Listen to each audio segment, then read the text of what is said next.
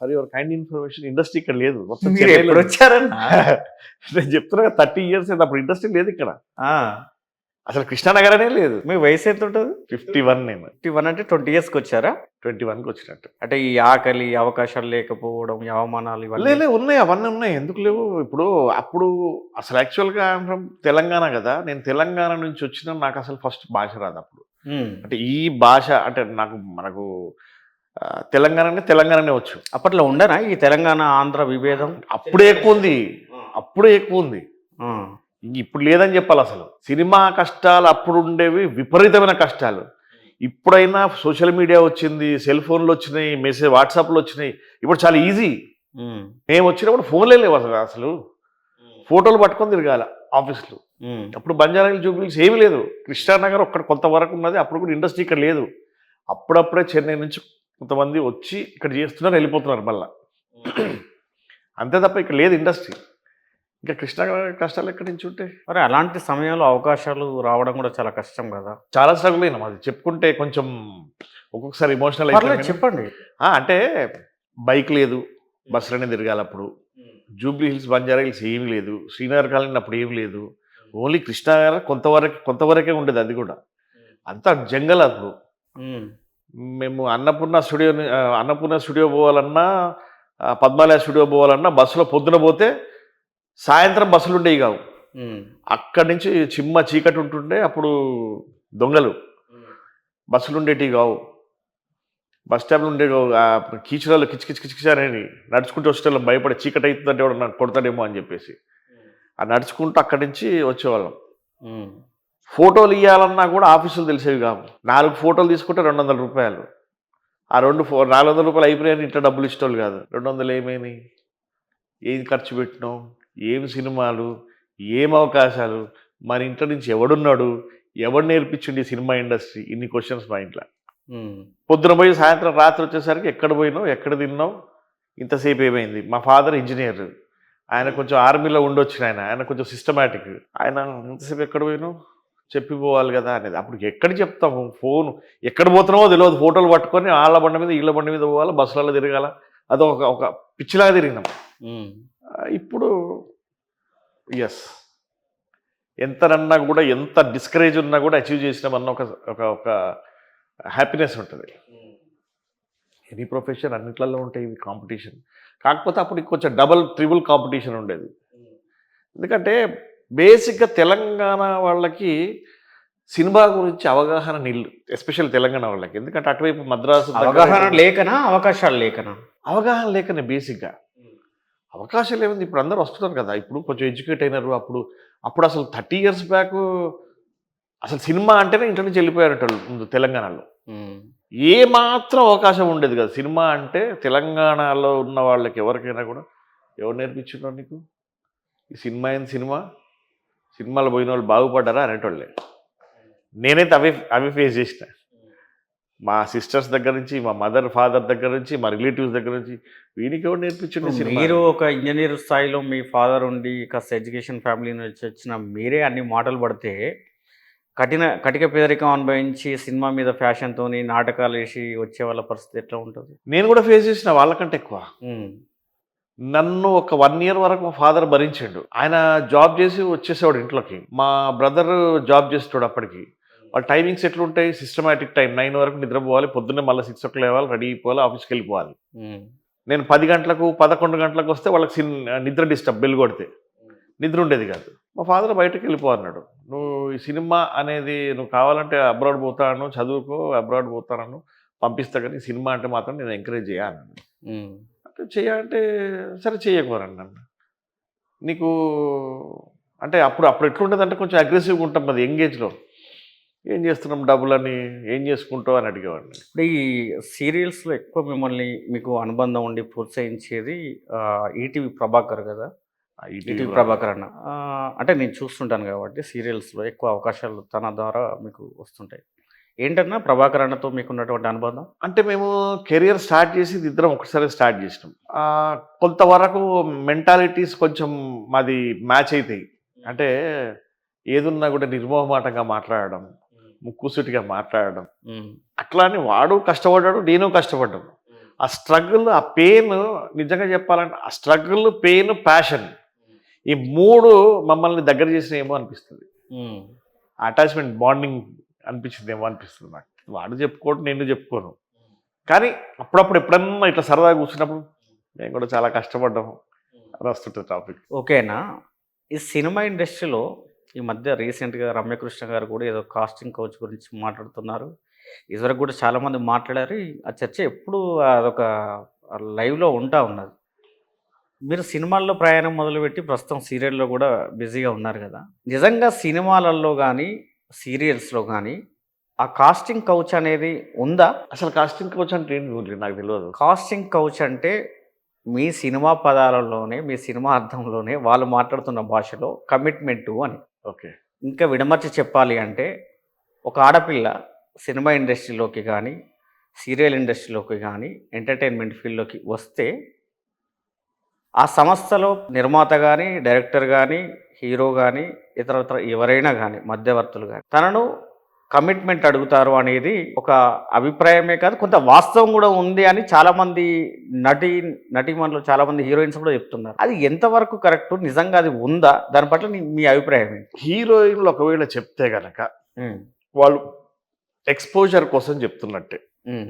ఇక్కడ ఇంత problem face చేసి నువ్వు ఇక్కడే ఉండాల్సిన అవసరం ఏంటిది నా ఫస్ట్ క్వెషన్. ఇప్పుడు మాట్లాడుకుంటున్న కాస్టింగ్ కౌచ్ గానీ, కమిట్మెంట్ అనేది ఏ ప్రొఫెషన్‌లో లేదు. లేదు అంటే అన్ని చోట్ల ఉందానా మీరనేది? అది మ్యూచువల్ అది. మీ మీడియాలో లేదా? సినిమా ఇండస్ట్రీలో లేదా? పాలిటిక్స్‌లో లేదా? సాఫ్ట్‌వేర్ కంపెనీలో లేదా? బయట పబ్లిక్‌లో చూస్తుంటాం కదా మనం పొద్దున్న లేస్తే. వాళ్ళ ఇష్టం. వాడికి వీళ్ళకి నచ్చినప్పుడు ఇష్టం అయ్యిద్ది. నచ్చినప్పుడు కాస్టింగ్ కౌచ్ అయ్యిద్ది. హ్మ్.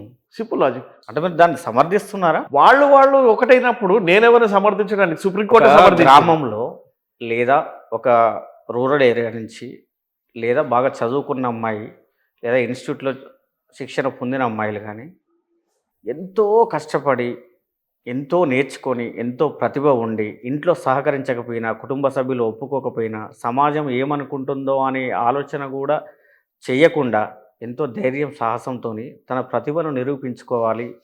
నేను గూడా వెండితెరపైన వెలుగొందాలి అనే ఒక బలమైన ఆకాంక్షతో, కాంక్షతో వస్తుంటారు గదా! అలాంటి వాళ్ళను, అలాంటి ఆడపిల్లను పచ్చిగా చెప్పాలంటే, మాతో పడుకోవాలి మీరు, దాని పేరు కమిట్మెంటు అని పెట్టేసి, దాన్ని ఎంటర్‌టైన్ చేయడం అంటే, అంతకంటే దుర్మార్గం ఇంకోటుంటదా? దాన్నైతే నేను సమర్థించను. నిజంగా ప్యాషన్‌తోనొచ్చి, నిజంగా వాళ్ళు కష్టపడొచ్చి, నిజంగా సినిమా ఇండస్ట్రీ కోసం, నిజంగా వాళ్ళు ఒక వెలుగు వెలగాలనుకునే వాళ్ళని ఎవరన్నా ఇబ్బంది పెడితే మాత్రం నేను దాన్ని సమర్థించను. డెఫినెట్‌గా సమర్థించను నేను. కానీ ఇక్కడ ఏమైపోతుందంటే, పరిస్థితులు ఏమైపోతాయంటే, కొన్ని సందర్భాలని బట్టి వాళ్ళు బెండ్ అవ్వడమో, ఈళ్ళు బెండ్ అయిపోవడానికి దాన్ని అవకాశంగా తీసుకోవడమో జరుగుతుంటాయి. ఇప్పుడు ఫర్ ఎగ్జాంపుల్, ఇప్పుడు నేను వాళ్ళు కష్టపడి నిజంగా ప్యాషన్ కోసం వచ్చిన వాళ్ళైతే ఎక్కువ రోజులు సర్వైవల్ కారు. నాకు తెలిసినంత వరకు. నేను దాన్ని సమర్థించను. కాస్టింగ్ కౌచ్ రకంగా వాళ్ళని ఇబ్బంది పెడితే మాత్రం నేను సహించను. ఇది మాత్రం 100% కన్ఫర్మ్. కానీ ఇక్కడ ఏమైపోతుందంటే, మీరు సహించడం గాదు. ఇండస్ట్రీలో ఇటువంటి వాతావరణము, ఇటువంటి అవకాశాల కోసం వచ్చిన వాళ్ళను ప్రలోభాలకు గురి చేసో, భయపెట్టో, ఇంకేదో అవకాశాలు చూపెట్టో, ఇలా చేస్తున్నప్పుడు ఎలా వస్తారు అమ్మాయిలు? ఎలా ముందుకు రాగలుగుతారు? ఇప్పుడు ఫర్ ఎగ్జాంపుల్ హీరోయిన్స్ అంతా సీరియల్ యాక్టర్స్‌తో సహా బాంబే నుంచి, నార్త్ నుంచి ఇక్కడికి తీసుకొస్తున్నారు. తెలుగు వాళ్ళు ఎందుకు రావట్లేదు? కారణం ఏంటి? ఇది ప్రధాన కారణం కాదా? ఇది అన్ని చోట్ల జరిగితే ఇండస్ట్రీ ఇలా ఉండదు. హ్మ్. నిజంగా చెప్తున్నాను. అన్ని చోట్ల ఉంటే ఇండస్ట్రీ ఇట్లా ఉండదు. ఇండస్ట్రీ నిజంగా చాలా, నువ్వు నమ్మకపో, మా ఇండస్ట్రీ చాలా కంఫర్ట్‌గా పొద్దున్న లేస్తే మేము కెమెరాకి పూజ చేయకుండా షూటింగ్ అనేది ఉండదు. చాలా సిస్టమాటిక్‌గా ఉంటది ఇండస్ట్రీ అనేది. ఇది పూజలు ఏదో అందరూ చేస్తారు. కొంతమంది అవకాశాల కోసము, లేదంటే అవకాశాలు రాకపోవడం వల్ల బయటకొచ్చి చెప్తారేమో, కొంతమంది అవకాశాల కోసం అట్లాంటి పరిస్థితిని ఫేస్ చేయాల్సి వస్తుంటదేమో తప్ప, ఇండస్ట్రీలో ఇట్లాంటిది ఉండదు. నేను చూసినంత వరకైతే 90% ఇట్లాంటివి ఉండవు. చాలా ఫ్రెండ్లీగా, ఫ్యామిలీగా, చాలా అంటే మాకు కూడా ఒక ఫ్యామిలీకి దూరంగా ఉంటూ పొద్దున్నుంచి రాత్రి వరకు, అవసరమైతే కొన్నిసార్లు అవుట్‌డోర్ పోయినప్పుడు వారం 10 రోజులు, 15 నెల రోజులు కూడా అవుట్‌డోర్‌లో ఉంటాం. ఫ్యామిలీని మిస్ అయితుంటాం. అక్కడ ఉన్న మనుషులనే మన ఫ్యామిలీలాగా ట్రీట్ చేస్తుంటాం. అట్లాంటి దగ్గర ఏమన్నా కొంతమంది నిజంగా ఎక్కడన్నా అట్రాక్ట్ అయ్యి ఏమన్నా అట్లాంటి రిలేషన్స్ ఏమన్నా ఉంటే ఉండొచ్చేమో కానీ అదర్వైజ్ అట్లా ఉంటే షూటింగ్సే జరగవు, నిజం చెప్తున్నాను. అంత దరిద్రంగా ఉంటే వాతావరణము ఇండస్ట్రీలో ఉన్నప్పుడు అది సీరియల్ ఇండస్ట్రీలో కానీ సినిమా ఇండస్ట్రీలో కానీ అమ్మాయిలు ఎలా వస్తారు? ఇప్పుడు వస్తున్న వాళ్ళందరూ నేను అదే అడుగుతున్నా. వస్తున్న వాళ్ళందరూ కమిట్మెంట్ అయి వస్తున్నారని కాదు నా భాష, నేను అనేది. అసలు కమిట్మెంట్ అనేదే ఫస్ట్ రాంగ్ పదం. ఇక్కడ కమిట్మెంట్ అనేది రమ్యకృష్ణ గారు రీసెంట్గా కామెంట్ చేశారు కదా, ఏమని? మనం ఒక్కోసారి అవకాశాల కోసం డైరెక్టర్కు ఆ హీరోకు లొంగిపోవాల్సి ఉంటుంది అని. అవకాశాల కోసం అవసరం అవకాశం, మీ అవసరం వాళ్ళ అవకాశం, సింపుల్ లాజిక్. ఇక్కడ దాన్ని ఏమంటారు? అండర్స్టాండింగ్ అంటారు ఫైనల్ గా. ఇది ఉందా లేదా అని అడుగుతున్నాను. అది ఉంటుంది, ఎక్కడైనా ఉంటుంది. Any any any any profession లో ఉంటుంది. అది సినిమా ఇండస్ట్రీలో ఉందా? డెఫినెట్గా ఉంటుంది. నీ అవసరం వాళ్ళ అవకాశం. Not only cinema industry, any profession ఉంటుంది. దాన్ని మనం ఏం చేయలేము. ఓకేనా? సరే, మీ వ్యక్తిగత జీవితం నేపథ్యం, మీ సీరియళ్ళు, సినిమాలు, మీ కష్టాలు, మీరు ఇప్పుడు ప్రస్తుతం పనిచేస్తున్న హిందూ సంస్థ, ఇవన్నీ ఓకే. ఫర్దర్గా వైభవ్ సూర్య ప్రయాణం ఎటువైపు ఉండబోతుంది రాజకీయంగా? ఇదివరకు మీరు స్టార్టింగ్ మీ రాజకీయ జీవితం ఎక్కడ ప్రారంభమైందన్న? యాక్చువల్గా నేను తెలంగాణ ఉద్యమం నుంచి స్టార్ట్ అయింది. అది తెలంగాణ ఉద్యమంలో పాల్గొన్నారా మీరు? అక్కడి నుంచి ఆ రాజకీయ ప్రస్థానం మనం కాదు, అప్పుడు పార్టీయే లేదు కానీ ఉద్యమం అని చెప్పాలి. అక్కడి నుంచి మొదలైంది. సో కాకపోతే నేనేందంటే మరీ అంత అగ్రెసివ్గా నేను తింటున్న ఫుడ్ తింటున్న ఇండస్ట్రీ మీద నేను ఎప్పుడు దౌర్జన్యం చేయలేదు.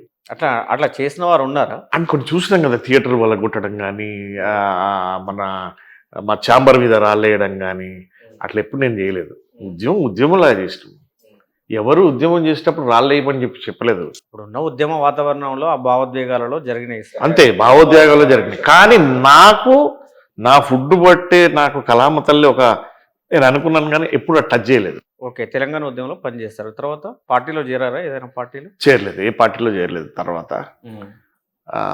అంతవరకు ఉద్యమం పార్టీతో ట్రావెల్ అయిపోయి అక్కడి నుంచి బయటకు వచ్చిన తర్వాత నేను రాజకీయంగా జాయిన్ అయిన మొట్టమొదటి పార్టీ బీజేపీ. ఎందుకన్నా బీజేపీని ఎందుకు ఎంచుకున్నారు?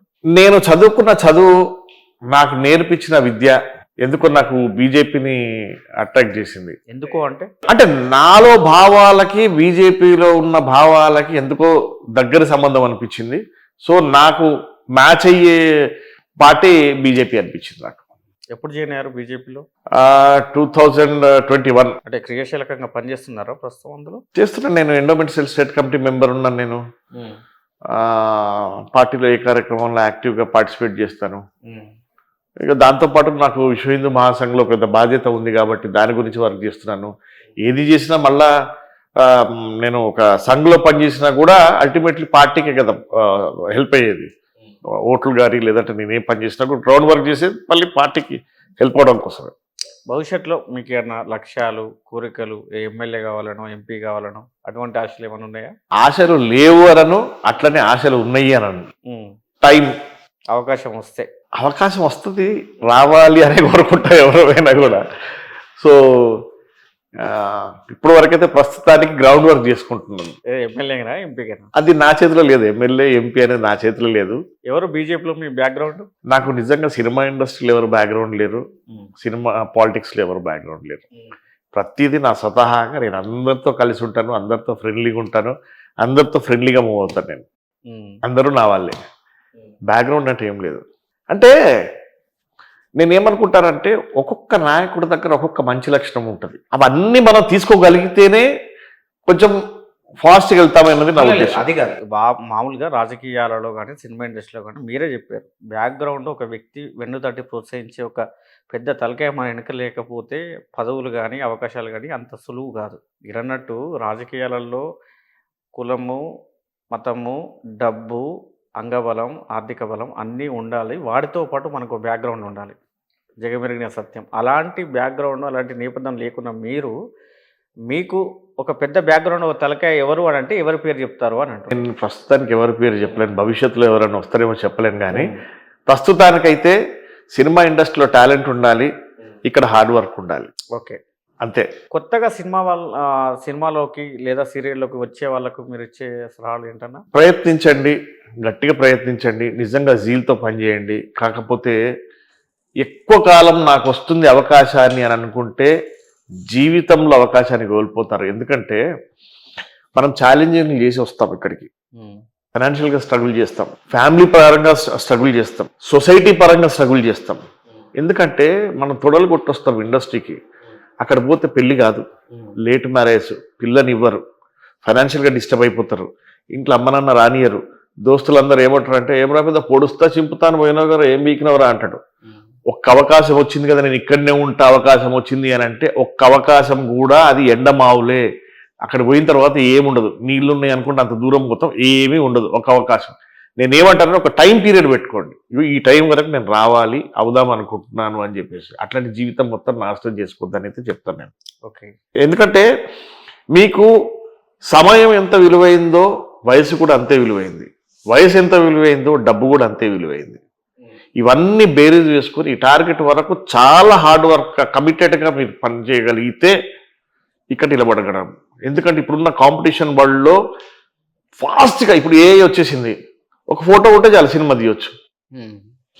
వాట్ నెక్స్ట్ ఇప్పుడు సినిమాలు చేసేటప్పుడేమో టీవీ ఇండస్ట్రీ వచ్చేసి సినిమాలు చూడకుండా చేస్తుంది అని అన్నారు. కరోనా అనే టైం వచ్చినప్పుడు వెబ్ సిరీస్ వచ్చిన తర్వాత టీవీ ఇండస్ట్రీకి దెబ్బతిన్నది. ఇప్పుడు వెబ్ సిరీస్ వచ్చిన తర్వాత ఇప్పుడు ఏ వచ్చింది, యూట్యూబ్ వచ్చింది, ఇన్స్టా వచ్చింది, ఇన్ని సోషల్ మీడియాలో ఇన్ని ప్లాట్ఫామ్స్ వచ్చిన తర్వాత ఏమైపోతుందంటే డైల్యూట్ అయిపోతుంది అది. ఆ డైల్యూట్ అయిపోయినప్పుడు నువ్వు ఏ ప్లాట్ఫామ్ ఉండాలనేది డెసిషన్ తీసుకోలేవు. నువ్వు దీంట్లో కడుగు అడుగు పెడితే ఎటు కాకుండా అయిపోద్ది. నేనేమంటానంటే ప్రయత్నం చేయండి, కానీ మీకంటూ ఒక చిన్న ఫైనాన్షియల్ సోర్స్ పెట్టుకొని ప్రయత్నం చేయండి. దానికి ఇంట్లో వాళ్ళు డిస్టర్బ్ చేయరు, సైడ్ ఇన్కమ్ పెట్టుకొని ఏదన్నా చేసేసుకుంటే అది హెల్ప్ అవుతుంది ఫ్యూచర్లో. అది లేకపోయినా కూడా సినిమా ఇండస్ట్రీ లేకపోయినా కూడా దీంట్లో ఎందుకు నేనేం చెప్తున్నాను, పెద్ద పెద్ద స్టార్ హీరోలకి హిందీ దగ్గర నుంచి హాలీవుడ్ దగ్గర నుంచి టాలీవుడ్ దాకా ప్రతి ఒక్క హీరోకి బిజినెస్ ఉంది. మనం అనుకుంటాము ఏ హీరో అయినాడు, హీరో వెనక పెద్ద బ్యాక్గ్రౌండ్ బిజినెస్, వాళ్ళు అసెట్ పెట్టుకొని చేస్తున్నారు, జాగ్రత్త పడి చేస్తున్నారు. మనం మాత్రమే ఏ అవగాహన లేకుండా వచ్చి సినిమా అనుకుంటూ చేస్తాం. వాళ్ళు సినిమాలు లేకపోతే వాళ్ళు మారిషస్ పోయో లేదంటే బ్యాంకాక్ పోయో ఎక్కడో బిజినెస్లు చేసుకొని అక్కడ వాళ్ళు అక్కడ లెక్కలు చూసుకొని వస్తారు. మనం మాత్రమే సినిమా ఈ రోజు కాదు రేపు వస్తుంది, ఎల్లుండి వస్తుంది, టైం వేస్ట్ అయిపోతుంది. ఇంతకు ముందున్న పరిస్థితులు ఇప్పుడు లేవు. ఫైనాన్షియల్గా ఖర్చులు పెరిగిపోయినాయి, సొసైటీ చాలా పెద్దగా అయిపోయింది. సో నేనేమంటానంటే వచ్చే వాళ్ళకి ప్రతి ఒక్కరికి ఒకటే మాట చెప్తాను, ఏంటంటే ఫైనాన్షియల్ సోర్స్ పెట్టుకొని రండి. అది లేకుండా ప్రయత్నం చేస్తే మాత్రం జీవితం పోద్ది, జీవితం, సమయం, డబ్బు అన్ని వృధా అయిపోతాయి. చివరికి మళ్ళీ ఇండస్ట్రీని తిట్టాల్సిన పరిస్థితి వస్తుంది. అనుభవంతో చెప్తున్నారు. ఎస్, అలా అనుభవంతో చెప్తున్నాను. ఇప్పుడు ఎవరైనా కూడా ఏమైపోతుంది, ఒక స్టేజ్ వచ్చిన తర్వాత సాచురేటెడ్, ఇంకొక దాంట్లో ఎత్తుకోవాల్సిందే. మనం ఇంకొకటి వెతుక్కోకుండా పనిచేస్తే చాలా కష్టమైపోతుంది. ఎన్ని అవకాశాలు వచ్చినా కూడా మళ్ళీ ఏదో ఒక రోజు ఫేడ్ అవుట్ కావాల్సిందే, ఎవరైనా కావాల్సిందే, ఎంత సూపర్ స్టార్ అయినా కావాల్సిందే. నేను ఆల్టర్నేటివ్ ప్యారలల్గా ఇంకోటి పెట్టుకోవాలంటున్నాను. ఇప్పుడు నేనైనా కూడా నాకు యాడ్ ఏజెన్సీ ఉంది, నేను దాని మీద యాడ్స్ అవకాశాలు వచ్చినప్పుడు యాడ్స్ చేసుకుంటాను, ఈవెంట్స్ చేసుకుంటాను. ప్యారలల్గా చేసుకోకపోతే చాలా కష్టం ఇప్పుడున్న పరిస్థితుల్లో, ఫ్యూచర్లో ఇంకా కష్టం అయిపోతుంది. నేను ప్రతి ఒక్కరికి చెప్పేటోళ్ళకు కూడా నాకు కనిపించిన ప్రతి ఒక్కరు అన్న నేను వచ్చిన మన ఇండస్ట్రీకి నేను అడుగుదాం అనుకుంటున్నా అంటే ప్రయత్నం చెయ్యి, తప్పులేదు, కానీ ఒక సోర్స్ పెట్టుకుని చేసుకో. ఎందుకంటే సొసైటీలో చులకనైపోతారు. తర్వాత ఒక్క రెండిట్లో కనబడి మూడోసారి నీకు బయటకు పోయి ఏమైనా కనబడతలేవు ఏంటారంటే తల తీసినంత పని అవుతుంది. నిజంగా చెప్తున్నాను.